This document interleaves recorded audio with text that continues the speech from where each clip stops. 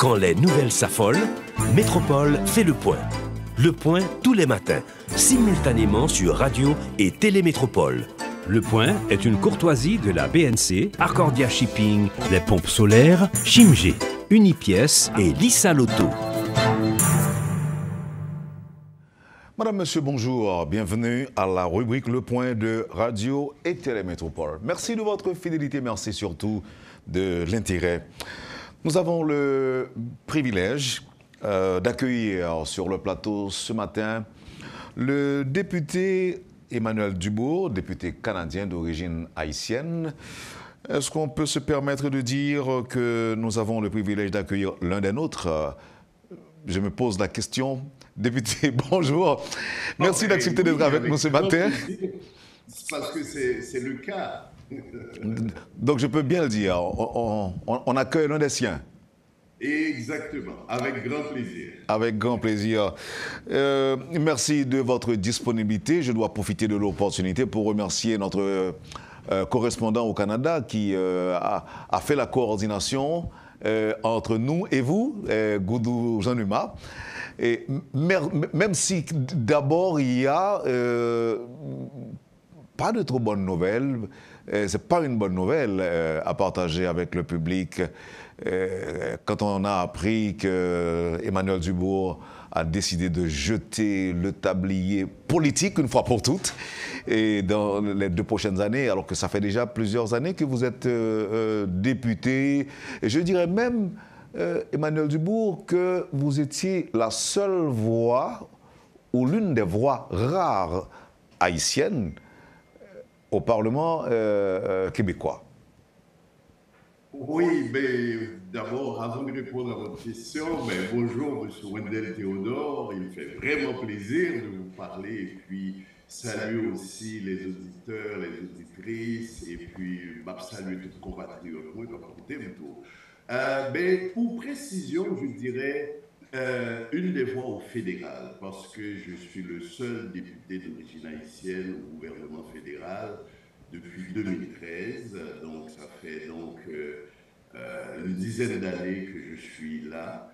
Et auparavant, il est vrai que j'étais au provincial pendant 6 ans et demi, et à l'époque aussi de 2007 à 2013, j'étais aussi à ce moment-là le seul député d'origine haïtienne à l'Assemblée nationale du Québec.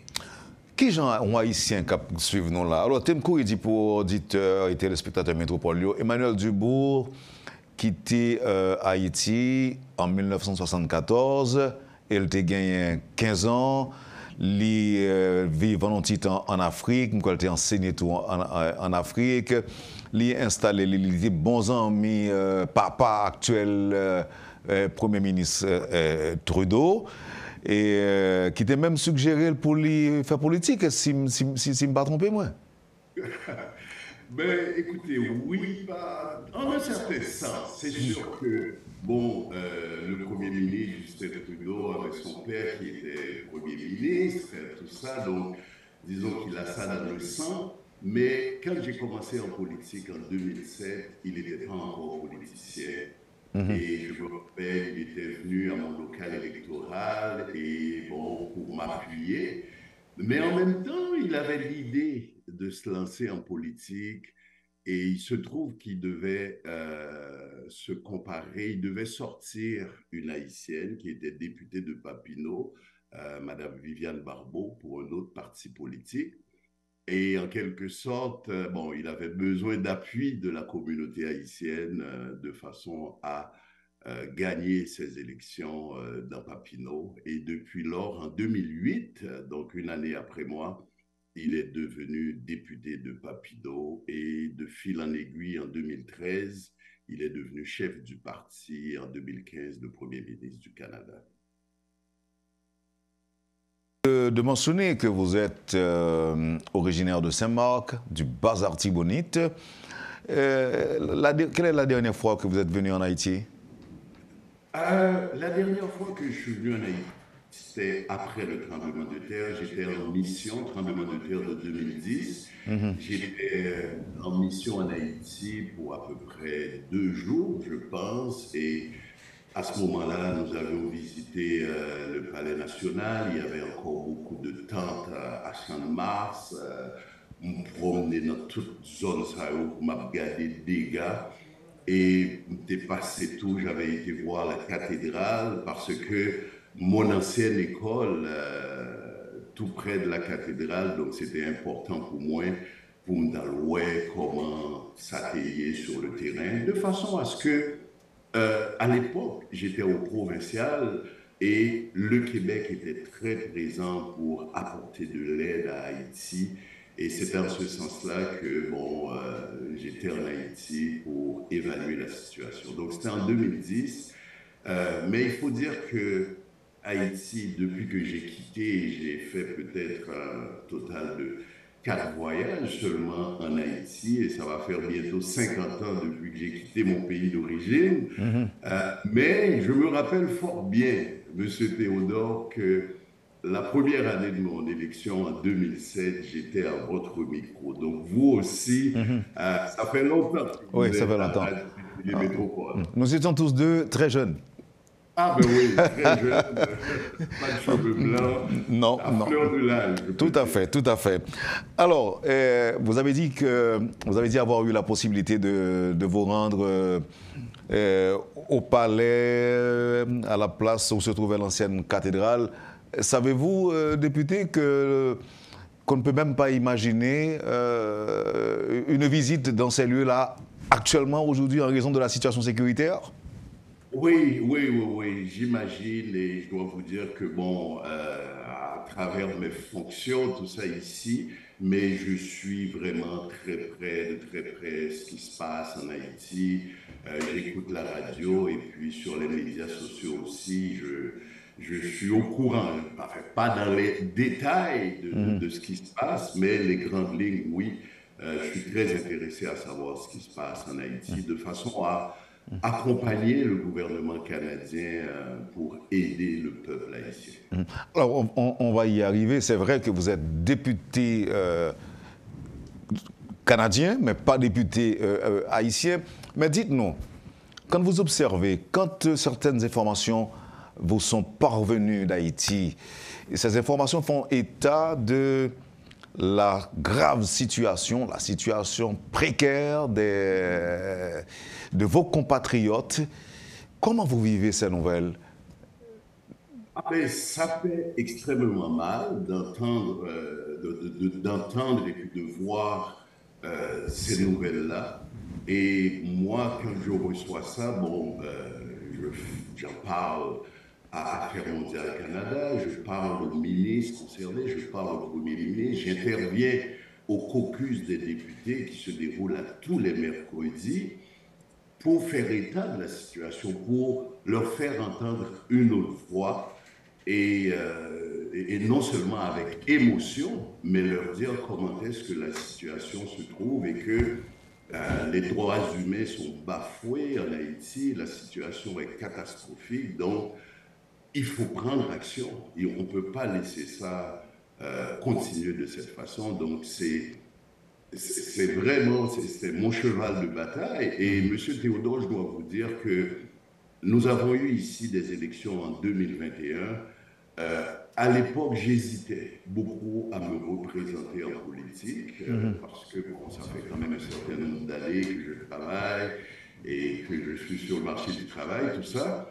Mais quand Haïti a fait la demande d'une aide internationale pour l'aider à gérer cette crise multidimensionnelle, donc à ce moment-là, j'ai contacté le Premier ministre pour lui dire que je vais surseoir sur cette idée-là parce que nous avons la chance maintenant, une fois pour toutes, d'aider Haïti, de mettre le pays sur les rails. Et le Premier ministre était dans nos discussions vraiment de tout cœur avec Haïti, qui se trouve tout près de nous, francophone. Il y a énormément de liens avec Haïti. Donc lui, il voulait absolument tout d'abord gérer cette crise-là en Haïti, crise de sécurité, crise politique, humanitaire, mais ensuite voir à mettre Haïti sur les rails vraiment de la démocratie, de façon à renforcer les institutions haïtiennes, que ce soit d'abord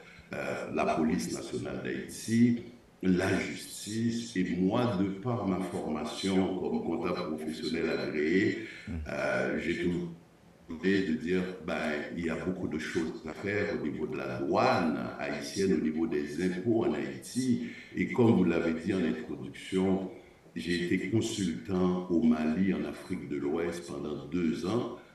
J'ai formé tous les inspecteurs du Mali de façon à combattre l'économie souterraine, à faire augmenter les ressources du pays. Et jusqu'à maintenant, ces pratiques-là que j'ai mises en place, elles sont toujours en vigueur au Mali et nous connaissons la situation actuelle du Mali, d'ailleurs. Oui. Et est-ce que jusqu'à présent, le député Dubourg est satisfait de l'aide canadienne à Haïti, l'aide qui fait suite évidemment à vos interventions répétées auprès du Premier ministre Trudeau? Est-ce que vous êtes satisfait?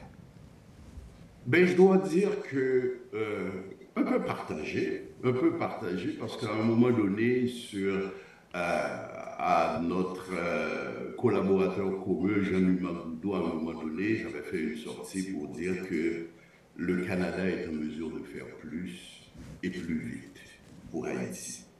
Et avant de faire cette sortie-là, c'est quelque chose que j'avais parlé au caucus des députés en présence du Premier ministre, parce que je trouvais que la situation était très grave. Mais ce qu'il faut comprendre aussi, même en étant ici et non sur le terrain, c'est vrai que l'ambassadeur nous donnait beaucoup d'informations aussi, mais la situation est extrêmement difficile en Haïti. Depuis le tout début, à chaque fois que les ministres, le Premier ministre ont rencontré le Premier ministre Ariel Henry, nous avons toujours demandé qu'il y ait une entente parmi toutes les ententes. Et ça a toujours été notre demande. Et ça, j'étais d'accord avec ça parce que souvent, quand il y a crise en Haïti, on dit, bon, c'est la faute de l'international, c'est la faute du Congo, c'est la faute de... Bon. Alors là, on s'est dit, pour régler définitivement cette situation-là en Haïti, il faut trouver une solution haïtienne. Donc on demande aux Haïtiens de se mettre ensemble, de discuter. On sait qu'il y a un tas de rapports, que ce soit Montana, celui du Premier ministre et d'autres. Pourquoi ne pas arriver à une entente entre ces différents groupes, ces différents leaders-là, et travailler à mettre en place, à gérer le problème de sécurité? Moi, ici au Canada, quand cette demande-là a été faite, demande armée pour venir contrer les gangs criminels, j'ai fait plusieurs consultations auprès de la diaspora ici à Montréal, à Ottawa. Les gens ne voulaient pas avoir de bottes canadiennes sur le terrain, ils ne voulaient pas avoir d'armée sur le terrain. Donc, le gouvernement canadien s'est rallié et on s'est dit, comment est-ce qu'on peut aider à améliorer cette situation-là? Et le gouvernement canadien a fait beaucoup d'investissements auprès de la police nationale d'Haïti, la PNH, pour les former, et on continue encore à être présent pour faire tout ça. Mais je déplore le fait que, bon, en Haïti, là où est-ce que vous vivez à tous les jours ces situations difficiles, ces enfants mineurs, ces enfants qui sont violés, des femmes enceintes qui n'arrivent pas à avoir de soins, problèmes humanitaires, je trouvais que c'était déplorable qu'il n'y avait pas assez d'action du côté d'Haïti pour gérer cette situation-là. Et là, on voit à quel point que les pays de la Caraïbe, la CARICOM aussi, très présents, il y a énormément d'efforts à l'international qui se font pour pouvoir accompagner Haïti. Mais Haïti doit nous dire clairement ce que le pays a besoin, avoir un plan d'action, et plutôt que de dire venez et c'est-à-dire combattre les gangs criminels, tout ça, mais ce n'est pas seulement les gangs criminels, il y a une crise politique en Haïti, il y a une crise humanitaire, oui, on va intervenir, on continue d'être là pour aider au niveau de la crise humanitaire, mais la crise politique, c'est entre nous, Haïtiens, entre Haïtiens en Haïti, là, de s'asseoir et de faire des propositions. Et là, nous allons accompagner, mais on voit que chaque groupe reste campé sur leur position, ils ne veulent pas s'entendre, et on comprend que les gens nous disent que l'actuel Premier ministre est illégitime. Bon, moi, je me dis remplacé par quelqu'un d'autre ou bien par un autre groupe, ben, ça va être encore une autre situation illégitime. Donc, c'est pour ça qu'on a toujours dit qu'en démocratie, il faut arriver à des élections, mais pour y arriver, il faut régler cette situation sécuritaire-là qui perdure en Haïti et il faut donner tous les moyens nécessaires à Haïti, à la police nationale d'Haïti, pour enrayer cette situation-là et faire en sorte que ça ne se reproduise pas. Je sais que le pays n'a pas toujours les moyens, des armes qui arrivent de l'extérieur, la drogue qui transite, etc., tout ça, mais nous sommes assez intelligents de façon à pouvoir prendre action, à se mettre ensemble et à dire voilà qu'est-ce qu'on veut pour Haïti, pour nos jeunes, donner un espoir à cette population-là. Député Dubourg, laissez-moi profiter de cette dernière phrase que vous avez émise, dans laquelle vous avez fait allusion à la crise, à ceux qui pensent que l'on ne peut pas changer de Premier ministre, qu'il soit légitime ou pas. Récemment, Gontolé, que ça a provoqué quand c'est la représentante du BINU en Haïti qui a déclaré que au pape qu'a changé, au pape qu'a changer Premier ministre là par l'autre Premier ministre illégitime, ou pape qu'a changer transition par une transition. Ça provoquait un tollé, un pile de monde qui est dans l'opposition politique par rapport à Ariel Henry. Tu as parlé de ingérence du BINU. Il n'y a pas d'accord. Il y a des gens qui même croient que c'est un soutien que le Premier ministre Ariel Henry. Et moi, ouais, j'ai envie de déceler, bon, sans grande nuance, que tu as envie d'abonder dans le même sens. Est-ce que je me suis trompé? Non, non, pas du tout. Nous, la position canadienne, c'est de dire à vous, les Haïtiens, de décider ce que vous voulez faire en Haïti et nous allons ensuite appuyer. Donc, on ne veut pas s'ingérer dans la Constitution ou bien... Non, c'est vous, le pays est souverain. Si vous décidez, le peuple haïtien, Haïti décide d'aller vers telle solution et qu'on nous présente que, bon, voilà, c'est une solution viable, eh bien, nous allons appuyer cette position-là. Je comprends que nous sommes en transition en Haïti et que cette transition-là, ça fait quand même plus de 2 ans. Mais c'est à vous de trouver cette entente-là entre vous, avoir l'assentiment d'une bonne partie de la population, des groupes, et nous allons suivre. Nous avons toujours dit une entente parmi les ententes, et récemment, quand le Canada a reçu pour la première fois la CARICOM pour ses 50 ans, c'est ce qu'on a réitéré encore une fois auprès du Premier ministre Henry, et les pays de la CARICOM sont tout à fait alignés dans ce sens-là. C'est-à-dire... Quelle a été la réponse du Premier ministre? Parce qu'il y a des acteurs politiques qui pensent que le docteur Henry n'a pas vraiment la volonté de négocier. Qu'est-ce qu'il vous a dit? Quelle a été sa réponse? Sa réponse était de dire oui, il va continuer de rencontrer les différents partis pour essayer d'arriver à quelque chose. Donc, c'est en quelque sorte la même réponse que je peux dire qu'on a l'habitude d'entendre à chaque fois que la question est posée, et que ce soit aux États-Unis, à la CARICOM aux Bahamas ou au Canada, ou en ligne, parce qu'on a eu des rencontres aussi sur Zoom. C'est ça, nous attendons de voir du progrès dans ce dialogue-là avec les différents leaders en Haïti. Pour arriver, on ne peut pas rester campé chacun sur ses positions et puis la situation dégénère. Oui. Et en plus, mon attend, d'ailleurs, je dis, il y a un pile haïtien qui a souri, malgré qu'on dit nous que il n'y a pas de souhaité botte canadienne venir en Haïti, mais je dis en là, un pile haïtien qui bat bravo, leur entendait que le Parlement kenyan approuvé le déploiement des forces kenyanes en Haïti. Vous avez un commentaire au café sur ça? Bon, nous-mêmes, ça me dit, c'est que ces objectifs-là, c'est toujours garder le peuple à souffrir.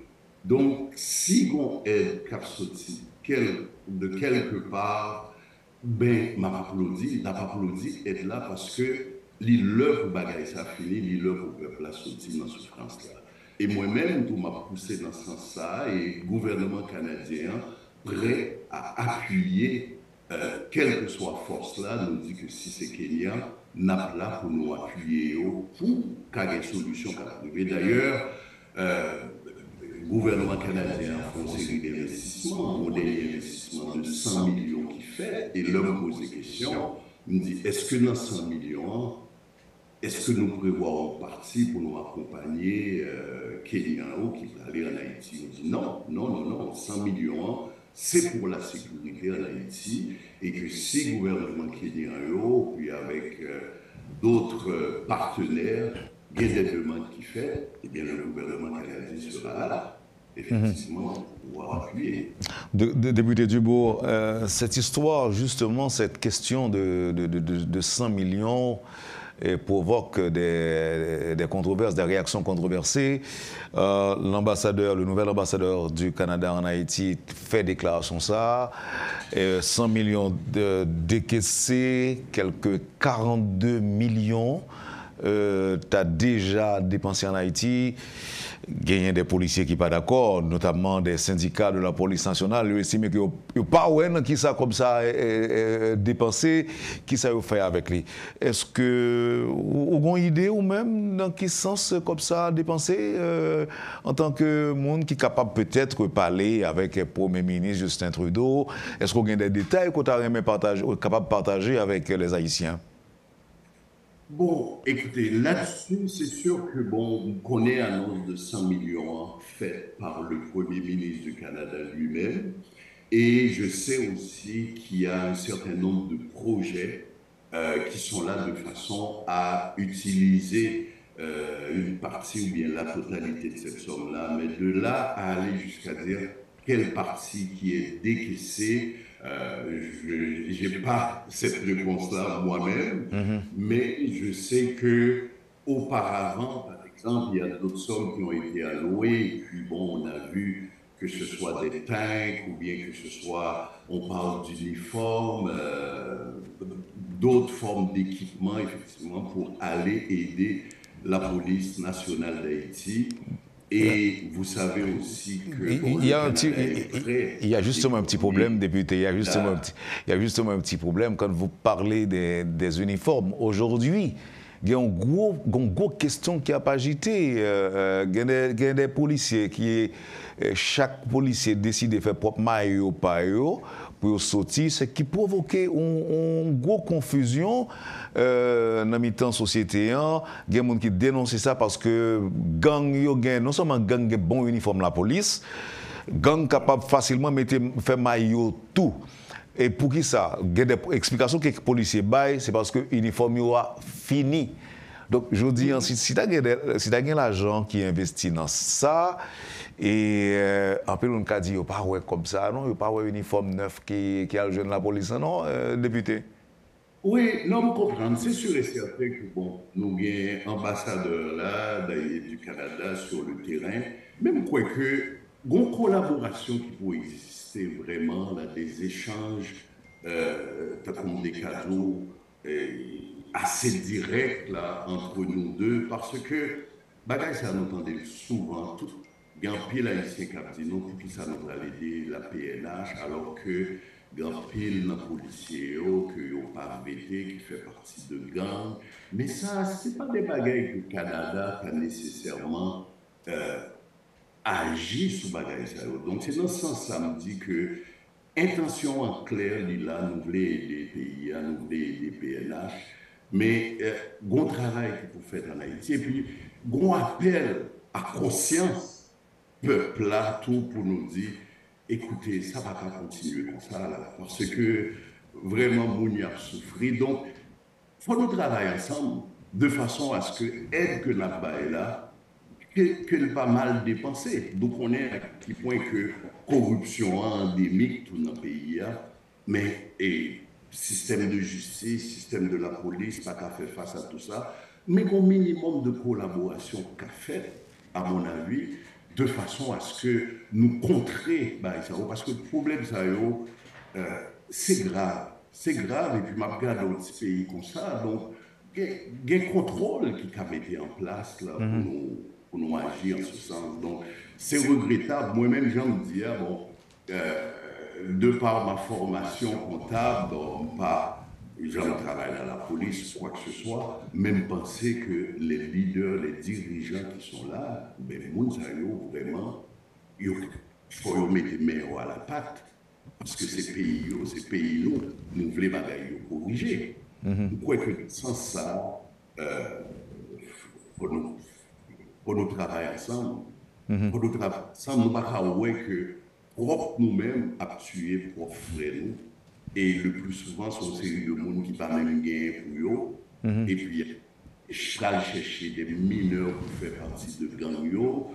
Bon, oui, une crise économique qui l'a tout, on n'a pas gagné à venir devant eux. Donc, il y a cherché une solution rapide. Même penser que une crise de conscience, pour nous travailler, pour nous vraiment travailler sur aspect ça, parce que pays me déconner, peuple haïtien me déconner. Ça sont l'autre pays. On est que des âmes qui ont circulé, mais tête ensemble, depuis notre devise, nous là, nous croyons qu'il faut nous retourner sur bagaille. Faut nous faire bagaille. Député, dans le moment qu'on a parlé là, il faut me dire que il y a des zones dans le pays, c'est la terreur pratiquement. Si je parlais par exemple de ça qui a passé depuis 2 ou 3 jours dans Cité Soleil, et c'est pratiquement la terreur. Et puis Port-au-Prince, c'est pratiquement encerclé. Et tout côté gang. Je dis en souvenir en Haïti, c'est difficile pour aller Saint-Marc. Donc, situation extrêmement préoccupante. Et dans le contexte, ça, la communauté internationale a décidé de prendre des décisions. Pensant que les décisions, ça, notamment des sanctions contre des personnalités, ça pourrait aider à ralentir l'insécurité galopante. Moi, je prends point ça avec l'homme tourné tout à l'heure sur notamment l'efficacité de ces sanctions prises, notamment par le Canada, par les États-Unis et aujourd'hui les Nations Unies. Merci encore une fois pour disponibilité au député Naptonen tout à l'heure. D'accord. Merci un peu. Je vous en prie. Vous suivez, madame, monsieur, la rubrique Le Point de Radio et Télémétropole. Le député Emmanuel Dubourg est l'invité de la rubrique Le Point de ce matin. À tout à l'heure, après la pause. Le Point est une courtoisie de la BNC, Arcordia Shipping, les pompes solaires, Chimgé, Unipièce et Lissa Loto. Bienvenue, madame, monsieur, à la deuxième partie de la rubrique Le Point de ce matin. Notre invité, le député Emmanuel Dubourg, député canadien d'origine haïtienne, avec qui on commente l'actualité haïtienne, si je ne m'abuse. Député Oula, ou toujours avec nous?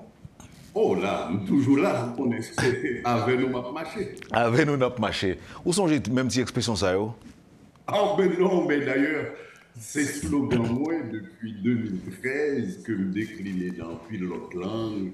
parce qu'on aime non compter multi-ethnique, donc que ce soit en italien, algo sofiango, ou bien en espagnol, asulado, une communauté musulmane qui est très forte, donc on dit Anamahakum, et en anglais tout, donc voilà, donc de façon à dire que je représente tout le monde. Donc, député a traduit Aven Mapmachéa en plusieurs langues. Ben oui, absolument. Mais il t'a plus bon sous tes propagés Aven Mapmachéa ou t'es imposé là, ou le traduit dans la langue pas. Mais non, tranquillement, mais ils comprennent tout parce que ils voient que diffuser là assez souvent. Donc, ils n'ont pas qu'à prononcer le même genre, mais on voit que dans le gouvernement, le Premier ministre là, et d'autres politiciens, ils ont utilisé même slogan créole avant marché. Avant marché. Député, gagné. Alors, par contre, comment on dit, on suivre le point? Et au suivre, au compte des parfois qu'on a interagi avec des internautes, des auditeurs qui ont envoyé quelques questions pour me poser. Évidemment, pas jamais temps passé toutes, mais il y a nous deux. Avant moi-même, moi, j'étais dans le cadre sous les questionnaires que je préparé pour. Et un auditeur qui dit pour me poser une question, ça pour lui. Où tu dit que Haïti pas de besoin d'une intervention de une force internationale. Est-ce qu'on a changé d'avis à cause du fait que le Canada n'a pas désigné là encore pour diriger force là? Ça, c'est un auditeur qui dit pour me poser une question, ça pour lui. Ah ben non, c'est pas. Tout à l'heure, je me suis dit, me dit que situation ultime, non, objectif ultime, non, c'est aider le peuple là, c'est libérer le peuple là de situation de gang criminels qui fait ravage et que d'ailleurs, le rapport de l'ONU bien dit côté Baïsa aussi et depuis combien de temps ils ont existé, etc. Donc, c'est aider le peuple là. Il est vrai que le Canada, à un certain moment donné, prend le leadership là. Et le Canada te prend le leadership là, il n'y a pas écarté possibilité ça. Donc c'est ça qu'il faut que bon, il y a envoyé avions, il y a envoyé de bateaux, il y a ramassé des informations pour comprendre le terrain, mais en même temps, on attendait la population, on attendait la diaspora qui s'amène mais à un moment donné, je crois que d'ailleurs, même sondage, même si ce n'était pas scientifique qui était fait en Haïti, c'était la même situation. Mais là, aujourd'hui, on a dit, bon, écoute, faut nous aider absolument parce que la situation a empiré de jour en jour. Donc, par contre, mais en même temps, on toujours dit qu'il est extrêmement important la participation des leaders haïtiens. Il faut mettre des bouches dans le bagage, il faut dire qui ça a besoin, comment ils comprendre que ils ont régler les situations. Nous ne pouvons pas sortir de l'extérieur pour nous dire que, ou qu'il y a un problème, eh bien, mes solutions. Non. Nous pouvons accompagner nos solutions que nous voulons mettre de l'avant. Donc, moi-même, c'est comme ça, c'est comme ça, formation mieux. Je ne vais pas arriver dans une entreprise qui a un problème et puis me paraître mes solutions sans même analyser le problème. Mais un monde qui est sur place, qui a analysé le problème en Haïti, c'est dirigeants, c'est haïtiens eux-mêmes qui pour faire des analyses et puis arriver avec un plan, une entente et puis pour nous aider.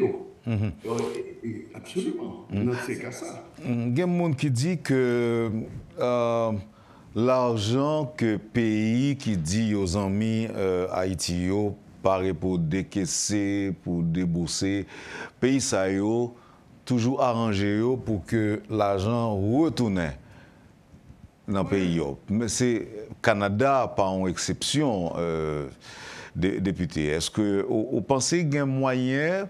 Et là, on a parlé de coopération, on a parlé d'aide au développement, on a parlé de dons, on a parlé de tout ça. Vous pensez qu'on le cap venir côté qu'on partie de aide que prévoit pour certains petits pays, gagnant comme ça effectivement qui a prêté dans le pays ça, en Haïti par exemple. Vous pensez ça, tout à fait. C'est sûr qu'il faut nous comprendre que l'aide internationale, là, bon, moi-même, comment que je vivre, je vais te dire, je passé 2 ans au Mali, c'est projet canadien que le Canadien est subventionné à plus de 15 millions de dollars en quoi.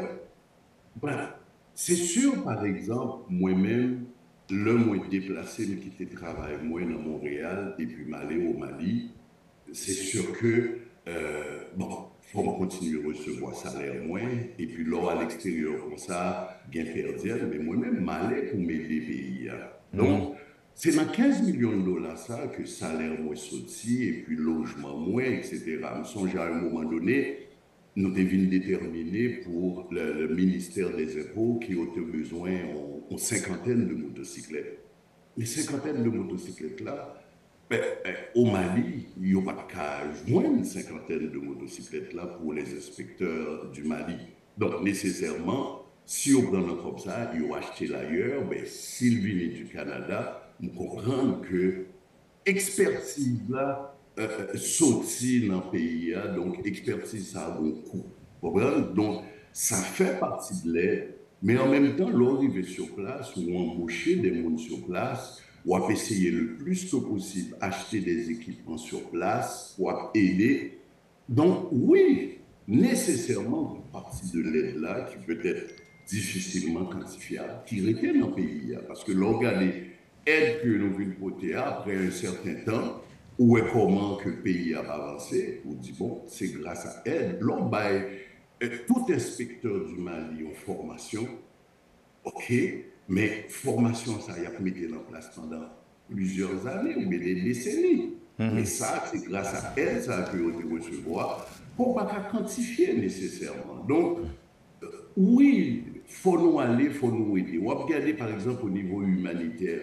Le commissaire va dire que c'est bon, il ouvre au bail des ONG qui dans le pays, etc. Nous condamnons tout que en Haïti ou ailleurs, ils disent que bon, ONG a fait à leur tête, a investi à leur tête, mais le gouvernement supposé par un plan d'action pour le dire, moi-même c'est l'arme.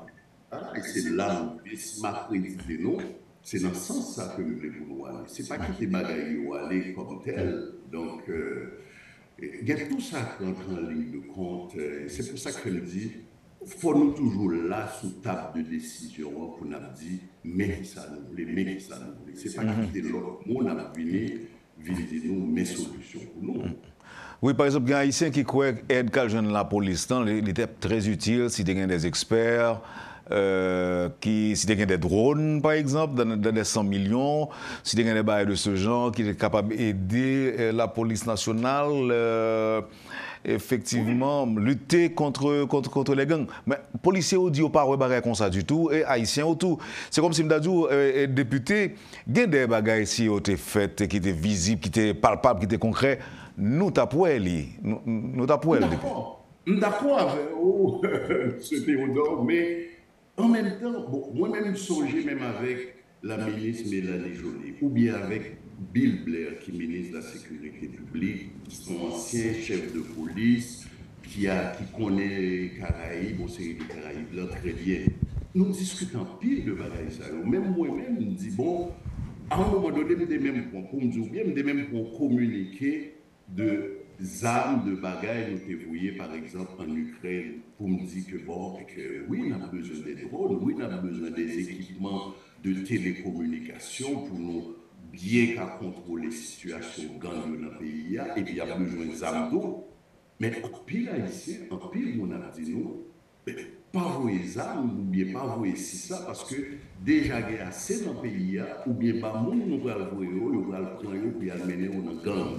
Donc, mettons en place, nous pas de empirer la situation, mais en même temps, il faut un vetting qui peut faire de façon à ce que nous caballer, nous aider. Ce n'est pas que volonté à pas là, ce n'est pas que on va regarder avec question de tank que le gouvernement haïtien a commandé suite à elle que de recevoir nos vidéos, ça va passer avec question de tank, que bref. N'a pas tourné en rond. Député, pour qui ça, nous partons du Canada parler de l'armée d'Haïti, parce que les 100 millions c'est pour la police nationale, mais quand même, nous avons une armée, j'allais dire une petite armée, même s'il n'y a pas grand pile monde, mais elle existe. Pour qui ça, et le Canada, l'Irangé du côté des autres pays, par exemple, qui pas décidé de supporter l'armée d'Haïti? Oui. Ben, je veux dire, moi-même personnellement, je connais que l'armée, ça nous parlait de milliers ou bien de 2000 hommes, etc. Même quoique, en un mot, c'est représentation pour Haïti fait pour le dire, mais qui ça a le besoin. Nous connaissons en ce qui concerne l'aspect gang, c'est surtout la police, donc ils ont fait des demandes, ils ont présenté des bagages clairs pour nous dire non, ils ont arrivé que nous aider la police. Donc, en ce sens-là, nous répondons à demande, mais si toutefois, bon, c'est vers l'armée, etc., ou bien on voulait mettre ensemble, je ne crois pas que le Canada a une objection par rapport à ça. Donc, le Canada n'a pas d'objection à aider l'armée s'il y a des demandes en ce sens qu'il fait? Bon, pensez ça. Je ne suis pas ministre de la Défense, ni ministre des Affaires internationales, mais de mon point de vue, de par des discussions que j'ai eues avec mes collègues, je ne crois pas que j'entendais allusion à l'armée du tout.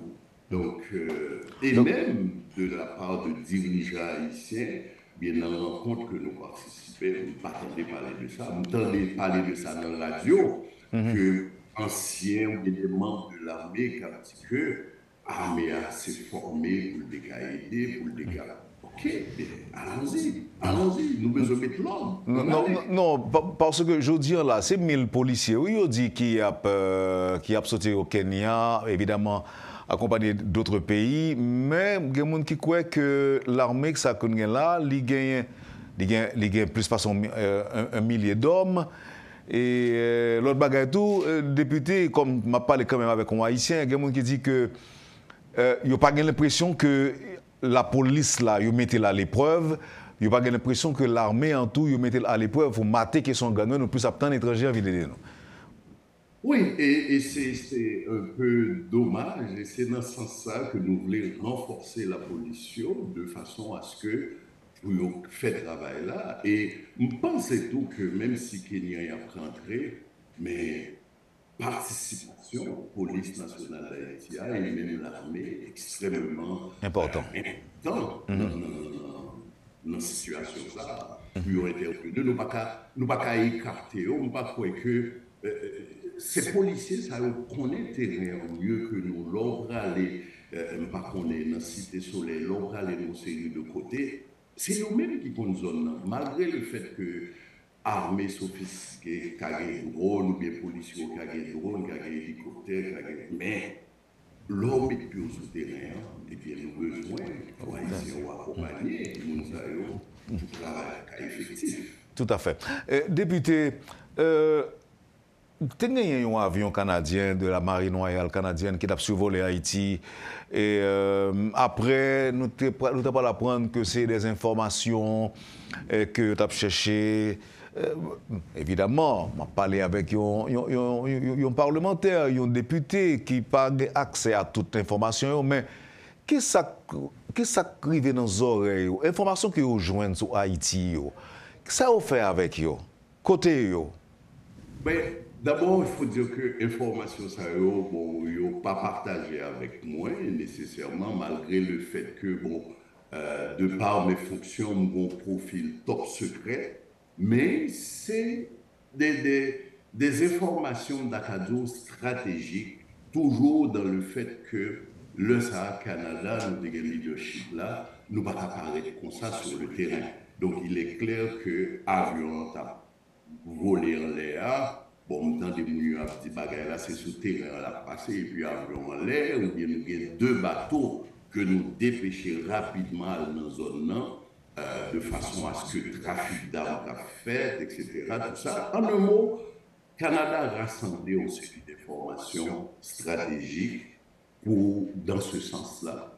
Et c'est des informations que vous confirmez que, advenant besoin, le Kenya n'a partagé l'information avec eux de façon que mission que vous allez faire sur le terrain. Donc c'est des informations qui pour les Kenyans. Mais et les autorités haïtiennes? Ah, mais encore une fois, la même chose revient encore, dans le sens que, oui, il y a une collaboration qu'a faite avec Haïti, mais il faut nous toujours assurer nous d'impartialité ou d'imputabilité, donc, on ne peut pas partager n'importe quelle information comme telle. Donc, travailler à ce point-là, il est extrêmement délicat. Il est extrêmement délicat dans le contexte. C'est vrai qu'il y a une corruption partout à travers le monde, mais le contexte haïtien, il est extrêmement, il vit une envenimeuse situation. Député, on tourne sous question que je annoncé avant pause, la question sanction. Côté Canada, joint information ça yo sur monde que les qui a financé gang yo, qui a alimenté gang yo, sous qui base les sanctionner quelques personnalités. Qu'est-ce qu'on connaît? C'est que, bon, nous avons des experts au niveau de l'Affaires mondiales Canada, nous avons des experts, que ce soit au niveau de la GRC, et puis qui fait des recherches, et puis qui est arrivé à éléments d'information, de façon à ce qu'il ait imposé ces sanctions-là. Ces sanctions-là, normalement, commencé par le ministre des Affaires étrangères, il passé au cabinet ministériel, et avant que sanctions sorties publiques, il faut que le gouverneur général du Canada approuve les sanctions sous base d'informations que vous avez. Donc, dans quelle étape nous y là? Dans quelle étape nous y là? Dans quelle étape nous y là? Comme on dit, présentement, je crois que le Canada toujours continue à travailler sur des sanctions parce que nous croyons vraiment que les sanctions, au même titre qu'au début en Haïti, on a parlé d'un tsunami, mais c'est la première fois que le pays du G7 a sorti des gens qui sont impliqués dans la corruption. On comprend qu'il a posé des questions sur côté information ça a sorti, mais là on vient regarder que l'ONU qui sorti rapport Pali qui aborde des détails précis sur bagaille ça yo. Donc à mon avis, je ne crois pas que nous mettons en doute la corruption de parlementaires, de gens qui ont financé ces gangs-là. Le rapport lui dit clairement à qui est-ce qui monte les gangs, qui est-ce qui a fait aux âmes, qui est-ce qui a fait fonctionner. Donc, à un moment donné, il faut nous admettre que dans le pays, il y a des bagages qui passent ça, il y a une corruption qu'il a, et moi-même, dans le sens PAM, c'est que je me dis, sanctions ça eh bien, ça nettoyer. Quand sécurité après le fil réglé et que nous allons arriver aux élections, eh bien, à mon avis, on va apparaître tête pour les candidats. N'a aucun palier, que ce soit au niveau du Sénat, des députés ou bien comme président. C'est écarter Mounsayo au maximum et comprendre que ça fait mal parce que lorsque sanctionner Mounsayo, qui, par exemple, des oligarques qui ont des business, bon, il y a des pertes d'emploi, nous comprenons ça. Mais à un moment donné, il faut que le nettoyage la fait. Et je crois que l'ONU lui-même a continué à travailler sur ça. Il a fait sortir au premier rapport et puis il y a travaillé sur d'autres informations. Je crois que c'est important pour tout Haïtien dans le pays. Quand on dit, ah, Internet, tel, ouah, bah, sud de l'île, non, ah, bon, mais coulier, nous avons des éléments clair et net. Et le Canada lui-même dit que les gens ne veulent pas qu'on mette pied dans le pays. Ils ne veulent pas qu'on mette pied au Canada. Un point, c'est tout. Et nous ne veulent pas que le monde au Canada fait affaire avec ces personnes-là qui sont sanctionnées. Donc, les observateurs qui sont sanctionnés au printemps ou non sous liste. Mais bon. Depuis il y a des observateurs qui disent que depuis plusieurs mois déjà, annonce ça est fait. Mais il n'y a pas senti impact sanction ça sous question sécurité. C'est comme si c'est presque une plaisanterie, on jouait et dit qu'on sanctionne moins. Ça c'est un. Et à part de questions politiques là, il est impossible pour moun ça représenter encore parce que moi on met accent pile sur question nettoyage, c'est une forme de nettoyage qui a fait. Mais ça, Haïtien, on tape un impact sanction ça sur l'insécurité, nous pas well. Un. Deuxièmement, il y a un pile sanctionné et que nous arrivons dans la métropole poser des questions parfois. En pile, moun sa yo clamé innocence yo dit que Canada prend des informations n'importe où, des informations qui pas fondées et jusque-là, on a même dit que il y a possibilité de recours. Il y a des gens qui ont essayé de recours là, mais qui pas abouti. Nous sommes toujours là, bien raides toujours. Et est-ce que nous croyons que toute information que nous gagnons au niveau du Canada, c'est effectivement, en plus du fait que l'autorité canadienne ont dit qu'il y a de bonnes raisons de croire que ces personnes sont fautives ou coupables, de bonnes raisons, mais il y a ici un truc qui dit que côté fait, à part question financement, qui ça nous gagne dans main nous et on parle de fondement et information que nous gagnons, député Dubourg.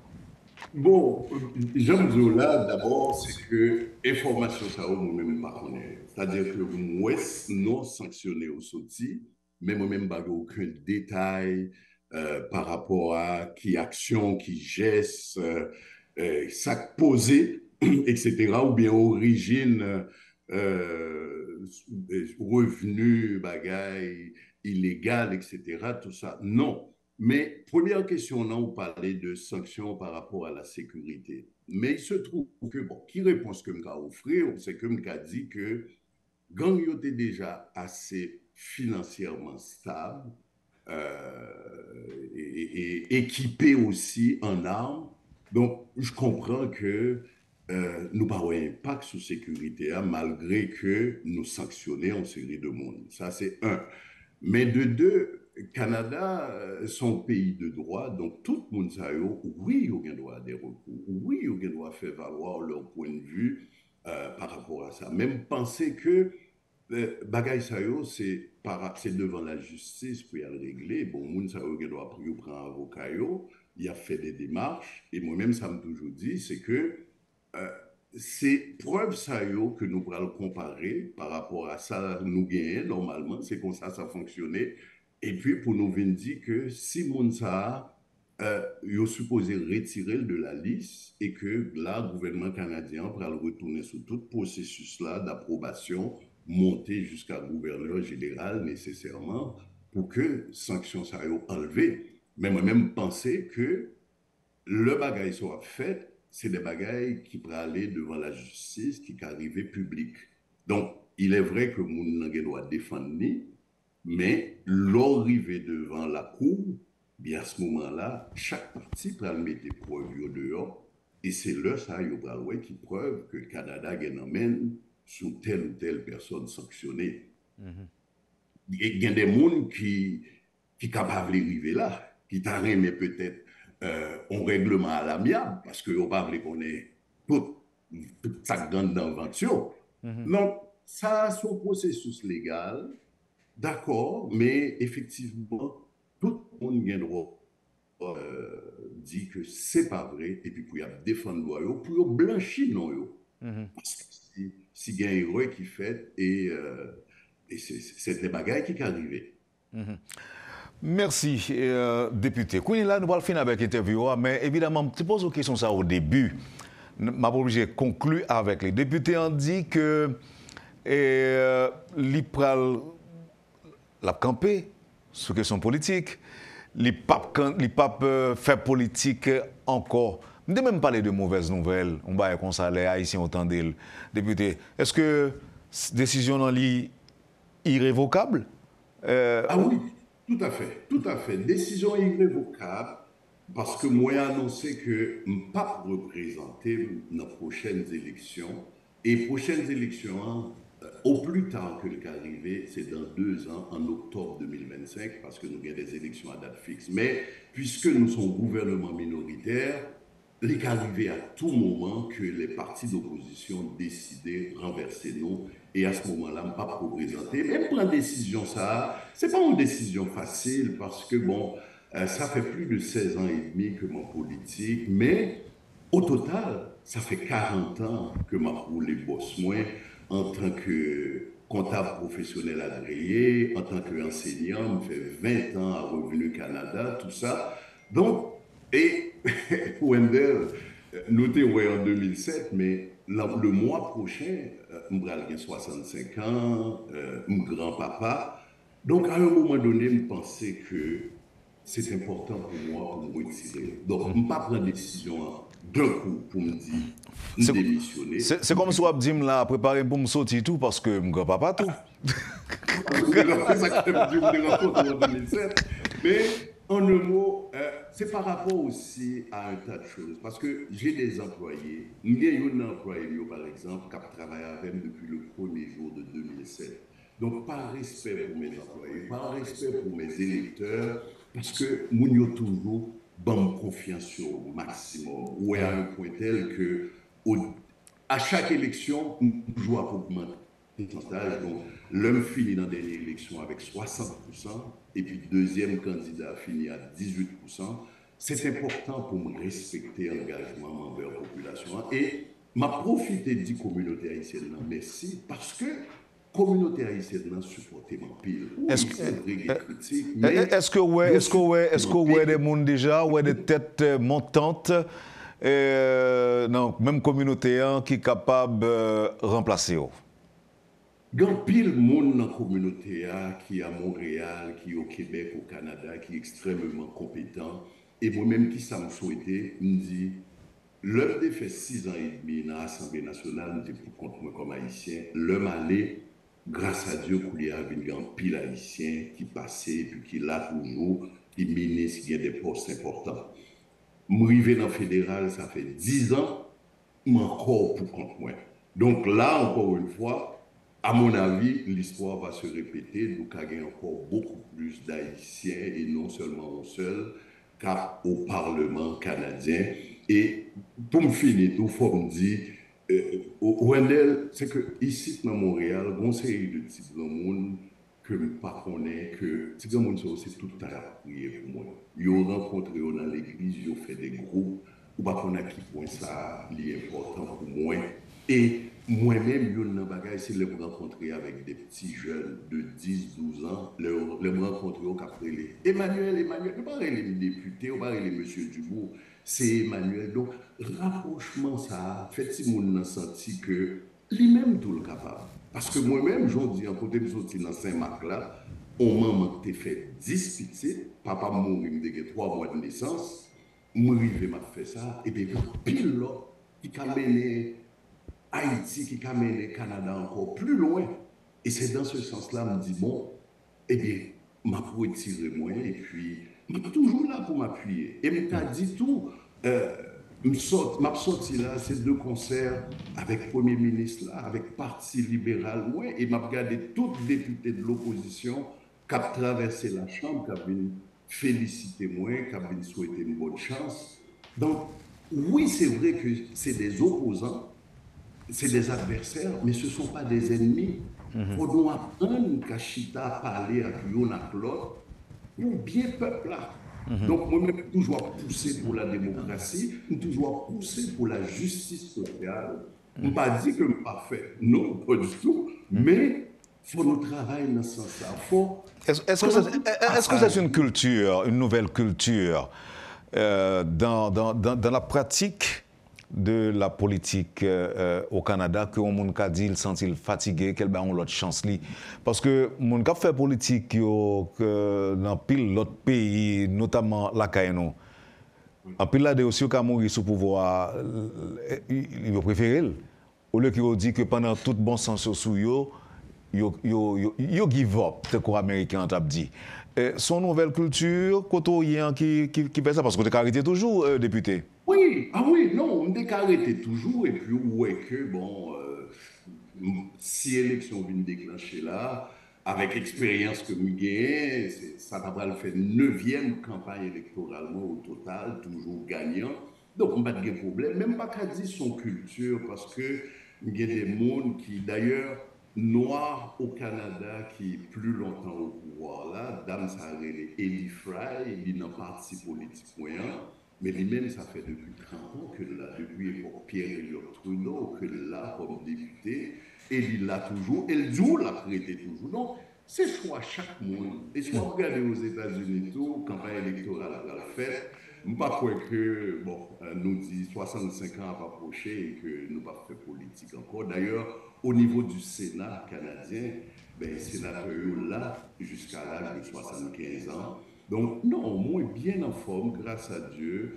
Mais à un moment donné, on a envie, moi, j'ai envie de faire autre chose. Parce que être politicien, c'est bien, c'est gratifiant, on aide les gens, mais c'est quand même extrêmement difficile, extrêmement exigeant. C'est épuisant aussi. C'est épuisant aussi. C'est épuisant aussi.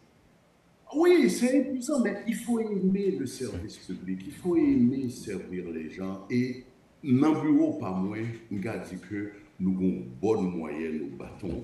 Et soit regarder en terminant, que ce soit à l'Assemblée nationale du Québec, que ce soit au Parlement canadien, on fait le tour du chapeau. Donc, on fait gouvernement majoritaire, gouvernement minoritaire, on fait opposition dans les deux places. Donc, oui, j'ai fait le tour et OK.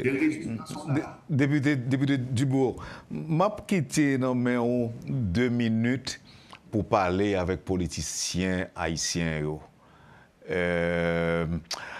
Pourquoi ça me dit ça? C'est parce que nous vivons une situation terrible. Moi, imaginez, ou même par exemple, qu'il y a 100 Haïtiens dans 20 ans qui est haïtien, qui apprend de mauvaises nouvelles, rien que de mauvaises nouvelles, moun y a tué, moun y a kidnappé, moun y a décapitalisé, et bandit qui prend contrôle pays ou là. Et nous pas senti, m'a dit ça en tant qu'haïtien, et ça fait me sentir chair de poule pendant m'a Julia. Nous pas senti que dirigeants politiques nous yo sensibilisé, yo senti, yo conscientisé par catastrophe qui a tombé sous nous-mêmes, qui sommes citoyens, qui peut-être pas de moyens pour gagner un pile cortège à bas sécurité. Bon, même si un cortège sécurité, bandits très puissants. Et nous pas senti un mouvement, vraiment volonté pour yo chita pour adresser problème pays. Je veux dire, toute tentative qu'a fait, il y a quelqu'un qui dit que c'est politiciens plus à discuter pour job, mais ce n'est pas en question de pays qu'a discuté vrai. Parle avec eux pour nous, 2 minutes pour placer un mot pour nous. Peut-être ou pas, je me connais, monsieur est capable de raisonner de l'autre façon et envisager à brève échéance solution à crise sécuritaire, crise politique qui a miné pays tout haïtien. 2 minutes. Ben, 2 minutes, c'est une position extrêmement difficile pour mettre parce que moi-même, je aimé jouer un rôle de paternaliste, je aimé jouer un rôle de au monde parce que je fais 16 ans et demi en politique au Canada et que je n'ai pas de politiciens haïtiens leçon sur comment nous comporter parce que pays à Jamdia, ça fait près de 50 ans que je quitte le pays, une série de bagages, je ne pas décoder vraiment. Mais moi-même, exemple, ça m'a dit, moi-même, fonctionnement pas, c'est que je connais que moi, élu, mais c'est ce peuple-là qui m'a déposé, c'est lui-même m'a représenté. Donc, l'homme rivé, toute démarche que m'a fait, c'est en fonction de peuple-là. C'est vrai que des fois, le gouvernement a une série de positions. Moi-même, je ne suis pas d'accord parce que je n'ai pas un avantage que m'a représenté. Donc, là, comme ça, je suis dans le caucus là, fait valoir, fait des alliances avec l'autre député pour nous aussi, le gouvernement a changé de position.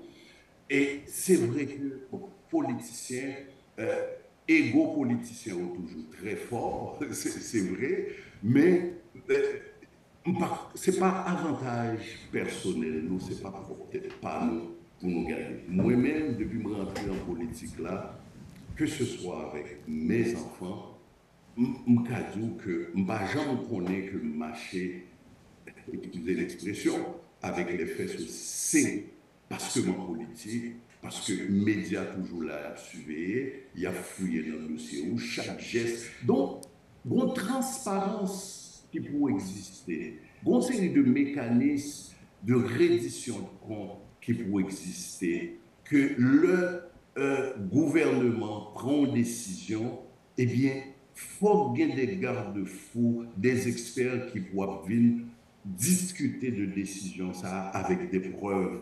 Donc, pour cela, une série de statistiques, il faut payer à cap, rassembler une série de statistiques, une série d'éléments pour nous vraiment discuter essence bagayo, plutôt que d'aller sur bon, m'a fait mon pas plaisir ou bien me aller dans ce sens-là. En pile, le monde comprend que bon, écoute, Emmanuel député, Emmanuel c'est chef. C'est pas vrai. Il y a un dit que c'est parce qu'au député ou bien moins ou pas de pouvoir du tout sur bagaille personnel ou obligé à montrer l'exemple tout le temps, à tous les jours.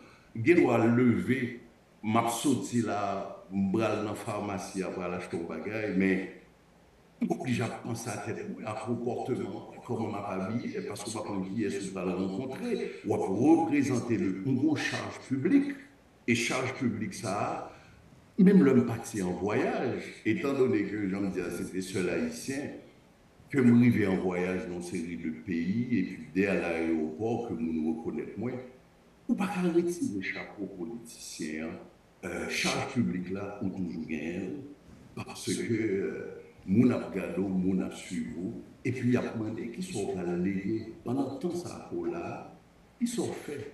Comment on fait bagaille avancé, qualité de vie. Moi-même, non, c'est le comté le plus pauvre au Canada. Donc, combien de batailles ma bataille de façon à ce que nous améliorer la qualité de vie au niveau. Oui, nous faisons des efforts, mais ça ne tient pas pour moi strictement pour m'améliorer la qualité de vie, mais nous contribuer énormément, nous avons une qualité de service qui est excellente et nous travaillons pile avec les pays d'origine. Moi, le moindre que élément soulevé, moi-même, je ne pas attendre l'autre monde dire, que ce soit après le tremblement de terre de 2010, nous avons sorti un programme pour 3000 Haïtiens avec le premier ministre Bellerive à l'époque, tout ça, avec le président défunt. Mais le programme, ça nous passait de 3000, nous finit à 10 000. Et pendant ce temps-là, tu as une série d'Haïtiens qui sont rentrés, qui ne répondent pas à ce programme. Non. Mais le privé fédéral, tu as un moratoire, il a fait un moratoire pour vous Haïtiens aller. Mais c'est moi qui fais, le gouvernement Justin Trudeau, en 2016, régulariser Haïtiens. Après, on vient d'entendre le chemin Roxham, moun qui a traversé, mal Miami, mal New York, vient tomber pandémie, mais tout le monde qui n'a pas de bon statut, c'est moi qui fais des démarches auprès des organismes communautaires, m'a demandé qui ça nous a fait pour nous régler dossiers haïtiens, etc. Donc, toujours présent. C'est ça. Nous sommes obligés de finir, député. Que monter drapeau haïtien pour la première fois au Parlement canadien, c'est un bagage important pour moi. On fait connaître que nous là comme haïtiens. C'est ça, nous existons comme haïtiens. Malheureusement, nous avons un programme avec un programme Canada qui pourrait voir et recevoir 15 000 migrants.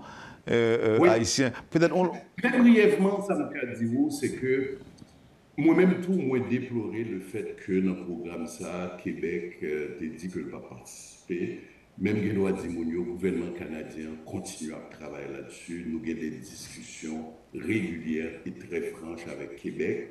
Le programme n'a pas sorti, mais nous travaillons d'arrache-pied parce que 95% des Haïtiens, c'est dans Québec là que vous voyez. Donc, si Québec n'a pas participé, vraiment, il faut nous jouer l'autre façon pour ne pas pénaliser les propres frères Maxime qui voulaient rentrer dans le pays Canada. Merci infiniment, député Emmanuel Dubourg. C'est un plaisir pour recevoir. Merci pour petit moment ça. Je pense que ça a fait un peu haïtien un plaisir, que ce soit ça qui est en Haïti ou bien qui est à l'étranger. Et surtout, Moun Saint-Marc qui a suivi une petite terre Saint-Marc, Bazar Tibonite. Kembela, et on a toujours été en contact. Merci encore une fois, député Emmanuel Dubourg. avec plaisir, on t'a souhaité que ce n'est pas dans 16 ans et demi. Non. Ne pas prendre tout ça. Ne pas prendre tout ça. C'est ça. Merci. Au plaisir et puis à très bientôt. À très bientôt. Vous avez suivi, madame, monsieur, la rubrique Le Point de Radio et Télémétropole. Le député Emmanuel Dubourg était l'invité de la rubrique Le Point de ce matin. Merci de nous avoir suivis. Passez une bonne journée, un bon jeudi rétro avec Métropole. Et à demain. Quand les nouvelles s'affolent, Métropole fait le point. Le point tous les matins, simultanément sur Radio et Télémétropole. Le Point est une courtoisie de la BNC, Arcordia Shipping, les pompes solaires, Chimgé, Unipièces et Lissa Loto.